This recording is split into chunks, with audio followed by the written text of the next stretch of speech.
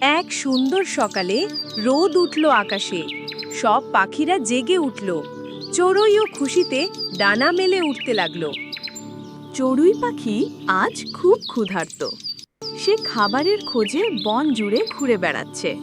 চারিপাশে খাবার খুঁজছিল, কিন্তু কোথাও কোনো খাবার খুঁজে পেল না চড়ুই পাখি। তারপর চড়ুই পাখি ধৈর্য হারিয়ে বলল, হে আল্লাহ, আজকে কি আমি কোথাও খাবার খুঁজে পাবো না? হঠাৎ চড়ুই একটা ঝুড়িতে অনেকগুলো দানা দেখতে পেল। আহা, এটা কি?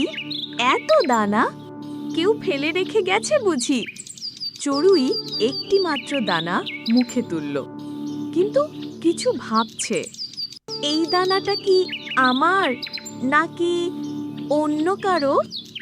না, আমি তো চোর নই, আমি একজন সত্যবাদী মুসলমান পাখি। সে চুপচাপ দানাটা আবার ঠিক জায়গায় রেখে দিল। আল্লাহর ভয়ে চড়ুই পাখি বলল, হে আল্লাহ, আমি কিছু চুরি করিনি, আপনি তো সব জানেন। চড়ুই পাখির সততায় হঠাৎই বনে এক শিশুর আগমন ঘটল।